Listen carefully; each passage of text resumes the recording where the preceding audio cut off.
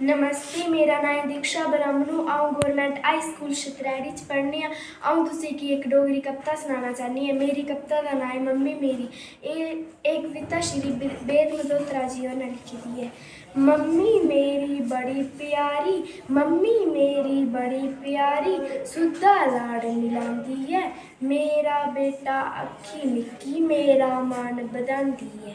मेरा बेटा अक्खी मिक्की मेरा मान बधांदी ऐ। रात पवै तां लोरी गाइयै नींद शैल पोआंदी ऐ। भ्यागा भ्यागा शनान कराइयै टल्ले शैल लुआंदी ऐ। भ्यागा भ्यागा शनान कराइयै टल्ले शैल लुआंदी। मेरे मन दी रुट्टी देइयै तरले किन्ने पांदी ऐ। मेरे मन दी रुट्टी देइयै तरले किन्ने पांदी ऐ। लाल मेरा नी भुक्खा रेही जा रज्जी रोज खलांदी ऐ। लाल मेरा नी भुक्खा रेही जा रज्जी रोज खलांदी ऐ। मेरी जित्ते रौला रप्पा हस्सी हस्सी जरदी ऐ। जे किश मंगा उ'ऐ दिंदी आमीं गै बस भरदी ऐ।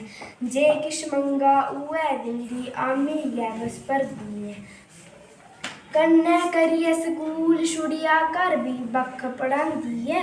कन्नै करियै स्कूल छुड़ियै घर बी बक्ख पढ़ांदी ऐ। मित्तू मेरा अफसर बनाना सबगी गल्ल सनांदी ऐ।